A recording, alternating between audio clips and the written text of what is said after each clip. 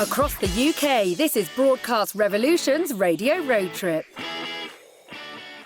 Hello and welcome to another episode of Broadcast Revolution's Radio Road Trip. I'm Darren and I'm delighted to say joining me today, it's a double header. We have Sarah Hendy, who's programming and content producer at Manx Radio, and Ben Hartley, breakfast show presenter as well at Manx Radio. Hello to both of you.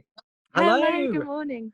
Hi, thank you so much for being a part of our podcast. We'll get things going. Let's firstly, sort of go straight in. Obviously, it's been a crazy 5-6 months. How have things changed at Manx Radio from around sort of March time?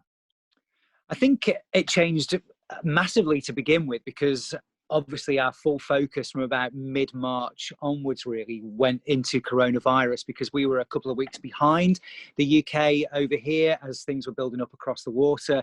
With you, we were watching that very closely. And then it also happened really quickly from mid-March onwards. We started having daily press conferences from the government.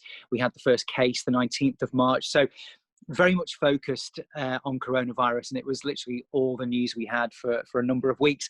But now, because we're in a very lucky position here on the island, we are around about the 100-day marker now of being COVID-free. We've had no active cases for around about 100 days. We're speaking towards the end of August here. So we've kind of moved back to a bit more of how we were before COVID. But yeah, it's been, I think we've said, haven't we, on a number of occasions, this is the biggest story any of us have ever worked on. Yeah, and in terms of our daily lives here at the station, a lot of us have been working from home. Ben's been right at the centre of it all as the breakfast show presenter.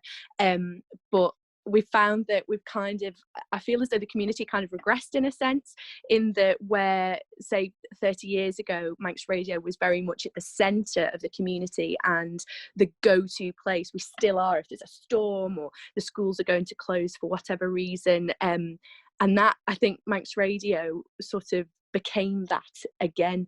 I know people who never usually listen to they might catch the headlines, but when we're a lot more speech content, and a lot of people who I spoke to would usually listen to music and things.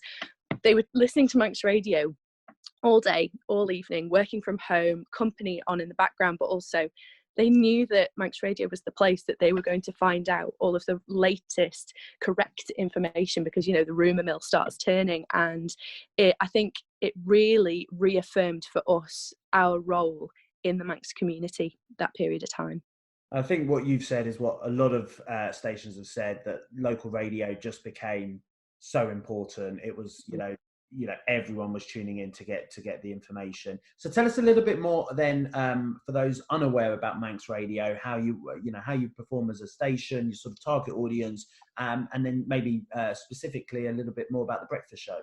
Okay, so our target audience is anyone and everyone on the Isle of Man, because of the service that we offer as public service broadcaster. But we operate as the place to learn. Really, we've got all of the latest information, so travel and all of the usual kinds of things.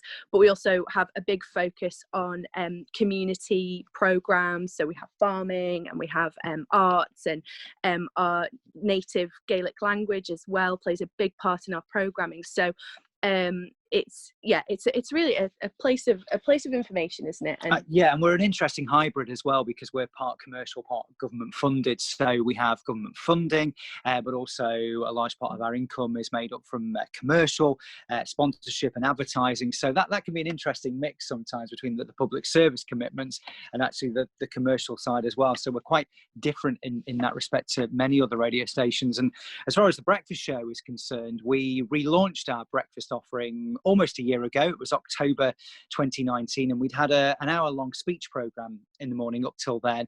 It felt that perhaps time had moved on a little bit, and we needed to rework it, introduce some music into it, make it a bit more pacey, sort of shorter, more bite-sized interviews to get those really sort of key, important messages over. It was interesting when we first changed, because inevitably you always get a bit of a backlash when you make any kind of change, and this was a particularly big change. We relaunched the whole schedule, but thankfully it seems to have really settled down, and our breakfast show mantra now is to really reflect what are people talking about. We've had a big broadband outage on the island over the last couple of days. Of course, that's affecting thousands of people. Your broadband's not working. Well, that's a huge issue. So we've been trying to get updates about that every morning. We do all the weather. We've had some storms here this week. Travel news on the island. People really like the travel news. They like to know if the road they go to work is going to be bad with visibility or fog or flooded, as has been the case this week. So it's really to give you everything you need to know to start the day, and particularly during the sort of coronavirus lockdown.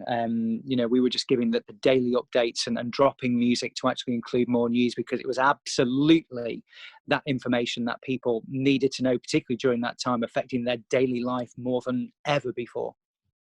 And tell me then about the sort of guests that you like on. I'm assuming local is important to you, but aside from local guests, are there celebrities? Are there ever, experts type of guests that you would like offered to you?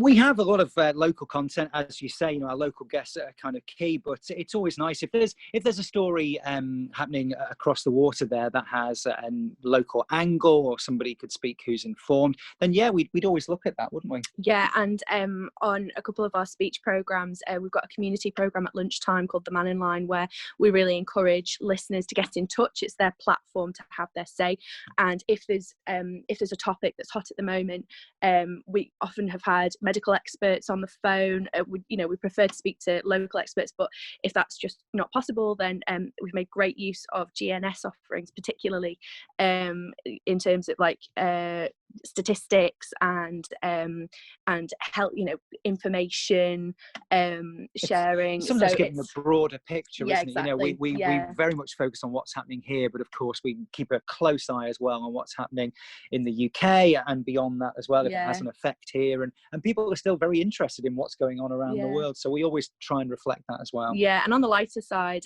we have a couple of specialist music programs as well, and the morning show particularly, which follows Ben's breakfast show.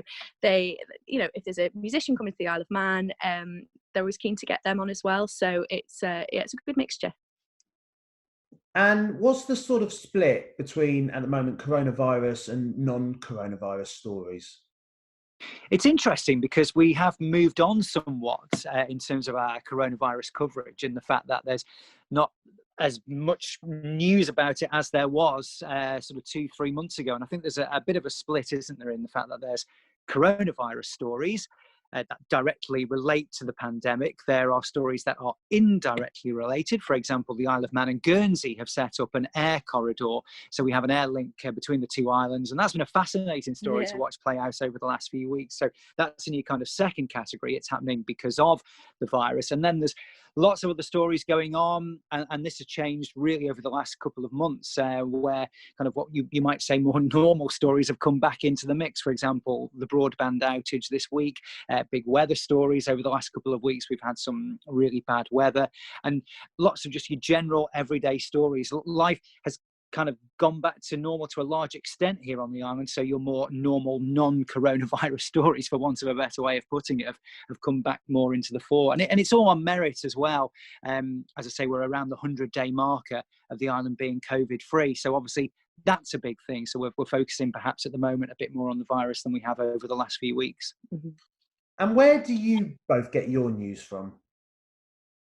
So neither of us actually work in the news department. We have the biggest news team on the Isle of Man who do a fantastic job, but being such a small community, a lot of it is word of mouth, sort of people on the inside of government departments and things. Press releases, Facebook is really big on the Isle of Man, really high reach here, and the Tynwald paper as well, our parliamentary paper. Every sitting we get a lot of information from there as well, but I think the tip-offs are the most exciting ones, because you get a call and it can start off sounding like a rumor, and by the end of the day you've got a really exciting story to share. That's an interesting one, because the Isle of Man rumor mill can regularly go into overdrive, but actually because it is a small community, who your reliable sources are. So if one of those was to phone up with a bit of a tip-off, you would definitely take that seriously and make further investigations into that. But it's a whole whole mix. And also what's quite interesting is where we're situated. We're on a headland overlooking the capital of the island, and quite often by looking out of the window, you can sort of see, you might see flashing blue lights down on the promenade and think, oh, something's going on down there, or right above the ferry terminal. So if there are ever any issues with the ferry, you might think, oh, hang on, the boat should have left 45 minutes ago, but it's still sat there. You know, might make a quick call. So it's a whole mixture, and fascinating being on a small island as to where that news comes from. And what's the best way to pitch guests to you guys? That's an interesting question, isn't it? I mean, always a local angle, if it can be related to the island, is good. If it's a big name, and we're always interested in big names, because our listeners here, if there was a big celebrity who was sort of for an interview, I always remember interviewing Peter Andre a few years ago. It was a typical interview about something or other. He was the spokesperson, so of course you talk about that, and then you talk about I'm a Celebrity and Mysterious Girl, and actually, the Peter Andre Twitter club were out in force listening to us that day. I think, so we're always up for any kind of guess. If there's an interesting angle, I don't think we rule anything out, really. No, I suppose the key is relevance. There have been a number of interview opportunities that I've been offered recently for various programs which relate exclusively to UK happenings, UK data, UK research, and unfortunately that just doesn't apply to us. But if anything which can apply, like pop culture, global health, that's all really exciting. So as long as it's relevant, we'll always consider it. Cool. And what's been your sort of funniest moment working in radio? I've only worked in radio for 3 years, but Ben has a corker from back in the day. You started work experience and helping out when you were 15? Oh yeah, I've been knocking around here for years on and off. They just couldn't get rid of me when I was a school kid. It was about 20 years ago. Overnight service, when we first went 24 hours, it was ran off a very simplistic bit of computer software, and the presenter on the Late Show that night was covering, and he'd never started this overnight service before, couldn't get it going, and in his panic clicked every button he could, started it going. Bruce Springsteen, Streets of Philadelphia was the first song. It's like, great, got it going. Off he went down the hill, home to sleep. And it was only the next morning when the breakfast presenter came in to a number of texts and emails and a huge amount of messages left on the answer machine, proving that we did have listeners overnight, which was the first exciting thing. What the Late Show presenter had done was he'd actually clicked the loop repeat button. So when he got Bruce Springsteen going, he'd click the button to repeat the song. So Streets of Philadelphia went out 85 times, one after the other, overnight for 5.5 hours. Love the song, but it's a bit slow to hear it 85 times. So our overnight listeners, and we were surprised at the time to realise how many people were listening, were treated to, one of Springsteen's more slower songs that number of times. The great postscript is the regular presenter came back the next night who knew how to operate the equipment properly, and he assured listeners going up to the 1 a.m. junction that they wouldn't hear the Streets of Philadelphia that night. It absolutely wouldn't appear again. But unfortunately, he got a bit confused and loaded the previous night's playlist. So the great irony being, when he hit go at 1 o'clock, Streets of Philadelphia blasted out again for the 86th time. He rectified it very quickly, and I don't think it was heard for about 10 years on the overnight after that. That's a great story. And finally, are you guys planning ahead for sort of, dare I say it, Christmas and other big moments that are coming up? You're planning diaries, looking ahead that far at this stage? Yeah, always. I think, like anywhere else, we always start planning at least 6 months ahead, and often we'll have like a debrief after major events and remembrance services, or our National Day, or where there's a big parliamentary sitting, and look ahead from then. So it's always on the agenda, isn't it? But I think for us, because we are currently COVID free, and touch wood will remain that way, it's probably not going to be as different as we might have thought it would have been a couple of months ago. I think a couple of months ago we were thinking, will we ever get back to the way things were? And of course we've got lots of contingency plans in place, but generally speaking, we might get away with it. It may look much like other years in terms of structure and it's very much a case, as we speak at the moment, we're COVID free. All the official sort of ministers here say it's a case of when coronavirus returns, and when it does, they are convinced it will at some point, but we can contain that. It's been really interesting because we changed a bit as a station. Obviously our news coverage, we had some changes to programs, but actually, and obviously a lot of people work from home, but now it's pretty much back to normal. So as far as Christmas is concerned, and fingers crossed we stay in this really good position that we're in, it will be fairly normal. We'll no doubt at Christmas reflect the year that's gone by, perhaps more than we would normally. We've already done some special coronavirus documentaries. We had listeners record audio diaries during the lockdown period here, which we put into 2 fascinating documentaries. So there may well be a look back at the year that's gone, because it has been, an unbelievable year. And as we say, touch wood, we're in a great position. It almost seems like a sort of bizarre dream now, looking back to March and April in those sort of, dark days of lockdown.